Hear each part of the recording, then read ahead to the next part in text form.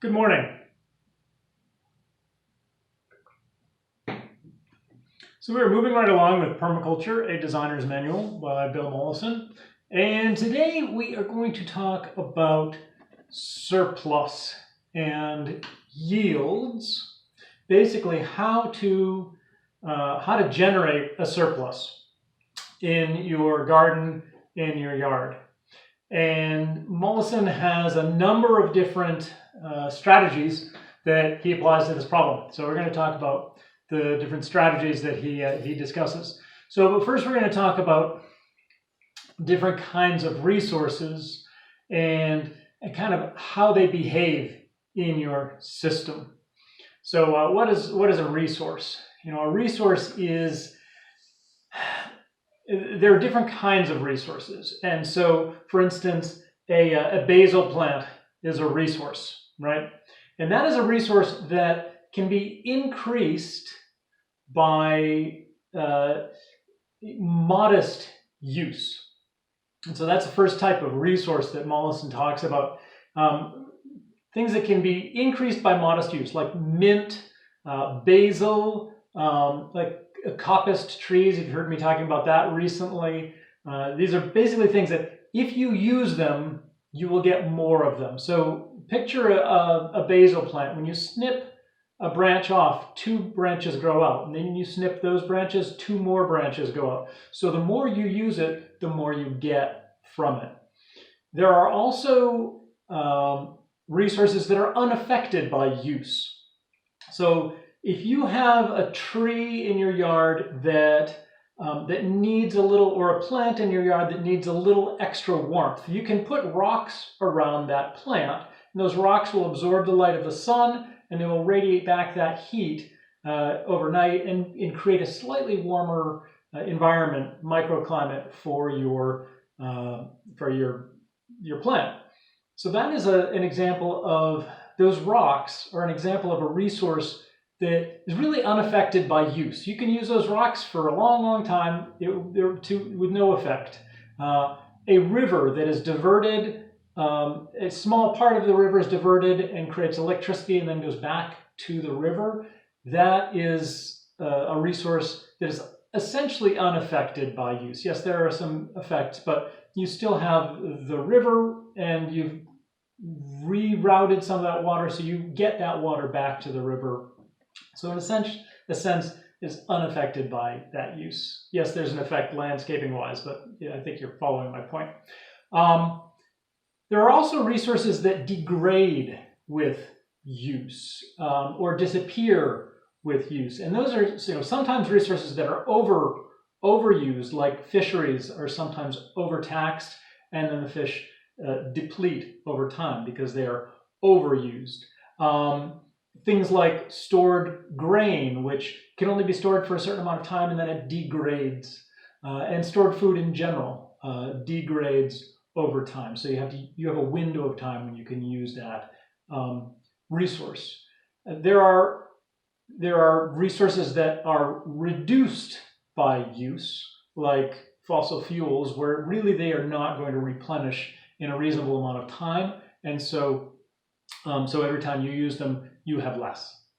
And there are resources that pollute or destroy when they are used. And if a fossil fuel is burned inefficiently, it becomes one of those resources. If it's burned efficiently, not necessarily.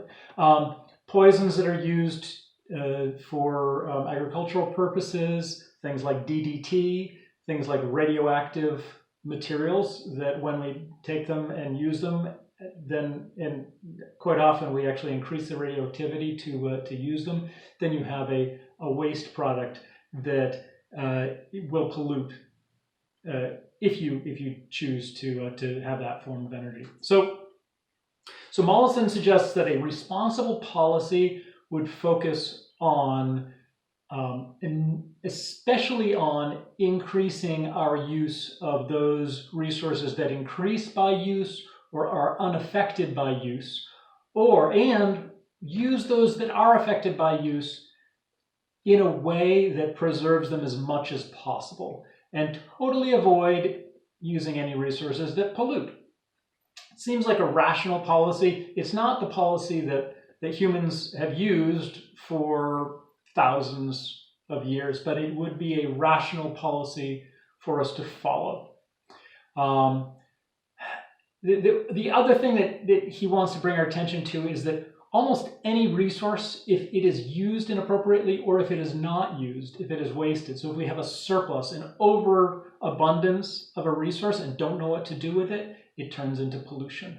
And that's something to think about when you're planting your gardens, when you're planting fruit trees. Will you be able to take everything that you are producing and find a reasonable use for it? Or is that going to turn into a waste product and potentially pollute?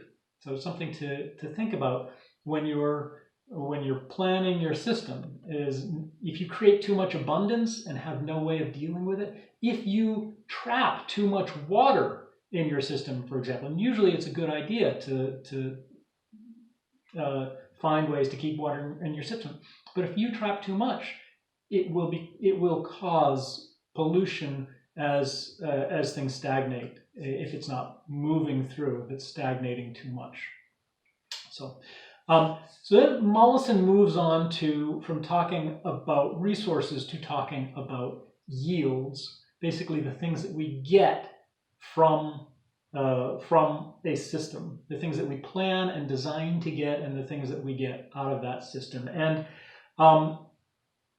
he talks about the product yield and the energy yield. So the product yield are the things that we get from our system that are in surplus and that we can comfortably take out of the system. So we want to design a system that produces this surplus. We want to leave the system with what it needs and then only take the excess. And that's sort of the ideal situation. And that's the ideal that permaculture aims for. And the same is true of energy. You know, we want to leave the energy in the system that the system needs, and then we can extract extra energy from the system, or energy that we generate, ideally if it doesn't affect the system in a degenerative way. So if we harvest wood from the forest, there are ways of harvesting wood that will actually increase the forest's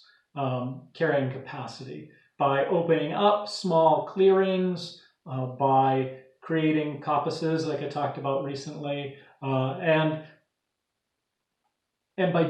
by responsible forestry management, we can actually take energy out of the system, and the system will then collect more energy from the sun. And so that's, collects energy in the form of wood and in the form of other things that it stores in its own system. But we can do things with a forest that will actually help it increase by use, so long as we are not destroying old growth or creating a situation that is otherwise polluting that system, or compacting the soil, or doing other degenerative things to that system.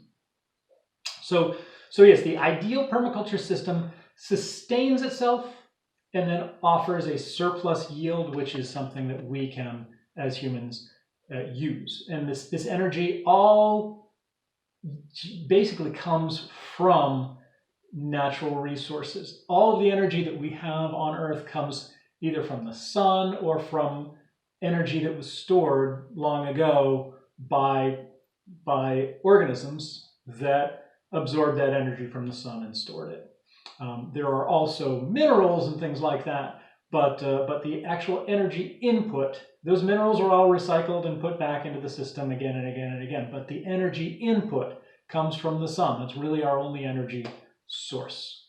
That is the ultimate source for everything on this planet.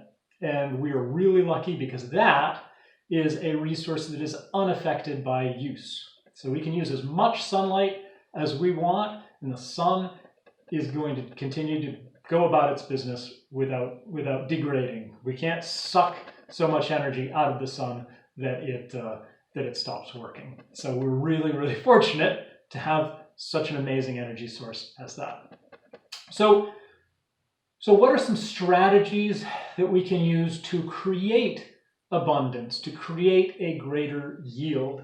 Now, Mollison has a number of suggestions. He talks about physical strategies, biological strategies, spatial strategies, temporal strategies, and technical strategies, which are like mechanical strategies. So I'm going to name off a few of these. I don't want to go into every single one of them because I will bore you to tears. But to name several strategies that he talks about, like physical strategies. And I've talked about these a lot before, like a niche in space. So you've got the stacking effect of the edge of a forest, where you're using different levels of that, and you're collecting the sunlight from all those different levels, rather than just planting a flat garden. So designing to take advantage of the fact that you have vertical space, and you've got many different niches in that space, and you also have the underground space that you can be using. Diversion and recycling of water. So that's another kind of physical way that we can create more from one resource. So water can be used for many things and can flow through many parts of our system before it either exits due to evaporation or runoff. And so that's another strategy, that type of strategy that can be used. Another strategy is basically rehabilitating degraded soils. So there's so many places on this earth where the soil has become degraded. That's huge opportunities for permaculture practitioners to go in and rehabilitate degraded soils with the other strategies we're talking about, which involve reworking the landscape to capture more energy. And when you start capturing more energy, you start rehabilitating the landscape. So some biological strategies that can be used. One would be low maintenance crops, and that's one that I tend to use a lot in things like perennial foods, things that you plant once and you don't have to plant again. That is a strategy you can use to generate more food with less work. Introducing new species, so finding new plants and other organisms that can be added to your system that will help to improve that system. Now, one has to be careful, of course, because there are species that can be introduced that can wreak havoc in a system. So usually you want to look for species that either are going to stay put or are already native, but you can use them to your advantage because they don't happen to be in your particular situation, in your particular site at the moment. So you can bring those in, introduce them, and use those. For instance, black soldier flies. It's a type of fly that will land in a damp compost, and its larvae will basically recycle that compost and turn it into really good soil for you. They will come in if you provide them with the place to lay their eggs, and if you are in a warm enough climate for them to survive. They do come all the way up to me in zone 6B, hardiness zone 6B. I see them, and I see their larvae sometimes in damp compost that I have left, and they will help process that. So that's a species that can be attracted and or introduced to increase the fertility of your site. Another biological strategy is like recycling of materials through multiple channels. So you feed something to a livestock, and the livestock poops, and you take that poop and you use that to create alcohol or methane for fuel. You then compost it and put it on your garden. And so routing a resource through a number of biological systems is a strategy that can be used and is employed by permaculture in lots of these different ideas. And you can think of ideas for for using, not just water, but other types of things that can move through your system and can be used multiple times. That's a biological strategy that can really help to trap and reuse energy in a system. And then there's companion planting. And that's another strategy that I use quite a bit. It's a biological strategy where you basically put organisms together that have, a symbiotic effect on each other, where one benefits the other. So, like planting a ground cover around a taller plant. So you're using that space in multiple ways. Using a sturdy tree as a trellis for a climbing plant that you have another use for. Then he talks about spatial, which there's a lot of overlap in this one, and so, but I think what he's talking about primarily are different shapes that you can use that are helpful, like the edges of things are really helpful because they are where two different systems meet, and there tends to be a lot of energy there, a lot of action there where two systems meet, and quite often it's a really great place to plant things, grow things. There's also usually a collection point for things like leaves and other stuff that break down at edges and quite often produce better soil there. He talks about, like in honeycomb has it's that hexagonal shape that is a very efficient shape. So you can use the things that you learn spatially by observing nature in ways to make your own gardens and strategies more effective.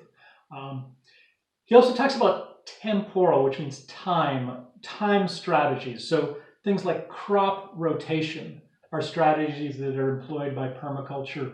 So successive plantings, but also like grazing rotation. So instead of taking your cows and putting them in one big field and letting them choose where they want to eat, which usually ends up leaving you, unless you've got a very large field, it leaves you a bit of a degraded system. If you use a sort of multiple paddock system where they graze in one spot, you move them to the next spot, they graze in that spot, they move them to the next spot, they graze in that spot.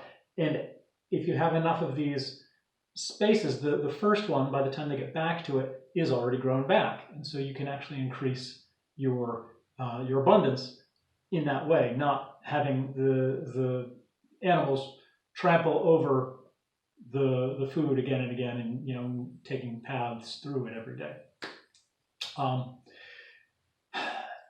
There's other strategies, technical, which is basically building better machines, being more creative, thinking more about what we can do to do things more effectively, efficiently. Conservation strategies, so things like no-till gardening and more buying more quality tools, things that are going to last rather than things that you're going to have to throw away. There are social strategies which involve things like co-ops and getting people together to help on a problem that will work faster with more people involved. And cooperative ventures, also things like he also talks about financial strategies. So we're going to go into a lot of these things in more detail in further episodes. This is kind of an overview chapter, but just wrapping this the strategies that create yield. The final one that he offers is financial strategies, and you can use things like local currencies.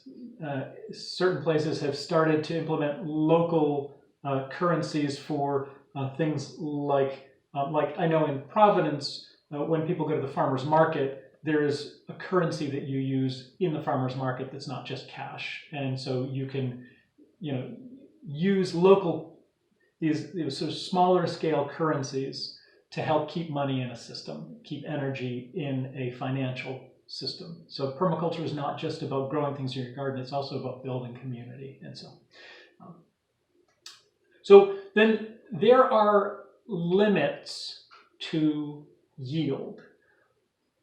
However, those limits are not necessarily fixed in the way that we think they are fixed. Quite often, the limits, at least according to Bill Mollison, limits really are a function more of the creativity of the designer than they are of the landscape itself or the system itself. So the more creativity you can put into something, the more plants you can fit into a square foot. The more because you can put them above and below, and and right in the middle of it. You can have them sprawling out, and you can also find ways to increase the fertility of that location. And there's a lot of other ways that you can think of probably to increase yield. So it's quite often your creativity that is the only limit to what you can grow in a certain space. Your creativity, but also your time. And time is, one of those things we only have so much of, but we try to be as efficient as we can, don't we? So he goes on to talk about other strategies. This is a chapter is full of lists of strategies. So he talks about water strategies. He talks about soil reconditioning. He talks about creating wind breaks, which will help to keep livestock warmer and to keep things from becoming damaged, and to create microclimates. He talks about wildlife corridors as being something that's helpful to the environment in general, and therefore helpful to us. And he also talks about market strategies that one can use, like creating a unique or unusual product that people find desirable. So new products that are exciting can be creating that, growing foods that are unusual can be a strategy to use to make ends meet, as a person who's trying to perhaps live off of the production of a small farm. So that's the limits to yield, and then he starts talking about extending yield, and this is the sort of the subject he doesn't quite close on, but almost closing. And he once again he mentions that more diversity of crops and things like that you're producing, that creates resiliency. So the more things, if you just have one crop and that crop fails, you're done. But if you have a whole bunch of things that you're growing, a whole bunch of different types of plants, you've got tomatoes, you've got peppers, you've got fruit trees, you've got brassicas, you've got lettuces, you've got bushes with berries on them, you've got tubers, you're much better off than if you just try to produce one thing. Even though that one thing, you might be able to produce a whole lot of it if you dump a lot of fertilizer on it. Maybe you'll produce more of that in the space that you've got, but you'll have more inputs and you'll be more vulnerable to any slight change, either in the marketplace or in weather or in climate or a bug infestation. So extending yield also can apply to different crops at different times. So you might have some things in your raised bed that are going to ripen in the spring, then some that will ripen in the middle of the summer, and then some will ripen in the fall. You might be able to harvest something and replant in some places. Same kind of idea. He talks about preservation strategies, things like storing food in different kinds of ways. Now, the best kind of storage is when you've got a food like squash, for a winter squash, which you just pick it and put it in the right place, and that will store for 6 months. That's great storage. Things that will store on the vine or in the ground until you need them. That's another strategy. So choosing things like that. And then there's, like I said, preservation strategies, things like canning or fermenting or drying foods, dehydrating foods that will extend their usable lifespan.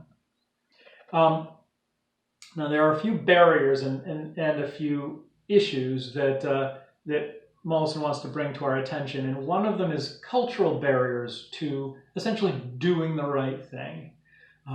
Planting food in your front lawn is kind of a taboo in some areas. In my neighborhood, I'm lucky, nobody seems to mind, but in some places it's a taboo. Eating certain things can be a taboo in one culture but not in another. And it doesn't mean that you need to totally change your culture to adapt to eating everything, but we can benefit from learning from other cultures, learning what they eat that might seem taboo to us, like insects, for instance. You know, there are plenty of cultures that eat insects, and we, as Americans, don't eat very many insects. So that's something that could be a source of protein, but we have an ick factor. We have kind of a cultural barrier to taking advantage of that. New foods, people sometimes are afraid of trying new things. They just want white bread and they just want Coca-Cola. You know, they don't want to try a new kind of broccoli or a new kind of fruit. So that can be a cultural barrier. People have fears of certain things like chickens. They don't want to be living in a neighborhood with chickens. They don't like bees. They're scared of bees. They're scared of worms. And all of these things can be very beneficial to systems. Pigs. People are terrified of having pigs around, but that would be a great way for us to reroute a lot of our food waste through something that could then be useful. The last thing in the section we're going to be covering today that Mollison discusses is what he calls the big pumpkin fallacy. And he feels like this is one of the things that holds us back. And that is that people are so impressed by the giant pumpkin or the colorful celery or the whatever, that they focus so much energy on the cool factor and don't necessarily, these things aren't always productive. So giant pumpkins, they're cool, and I'm glad people grow giant pumpkins because I like looking at them. But if you base your system around giant pumpkins, you're going to have a limit to what you can actually grow. And one of the things that I've given up recently is the indigo rose tomato. And I love taking pictures of this tomato and putting them up there for you guys to see because everybody loves the look of this tomato. It looks amazing. It's like dark red, almost black tomato. Striking, and yet it's really not that tasty. It's not terrible, but it's just not that amazing. And the plants that I've grown, they don't seem to, they kind of peter out halfway through the season, not producing what I could produce with more useful tomato plants that produce more abundance and are also really pretty amazing when you think about it. They just don't produce black tomatoes. So just something to think about. If one wants to create more yield, one sometimes has to forego the cool factor and produce things that are, Jerusalem artichokes. They're not gorgeous, but they produce an awful lot of food. So that is chapter 2.4 and 2.5 in Mollison's Permaculture, A Designer's Manual. All about surplus and yield and ways of extending yield and limits to yield and that sort of thing.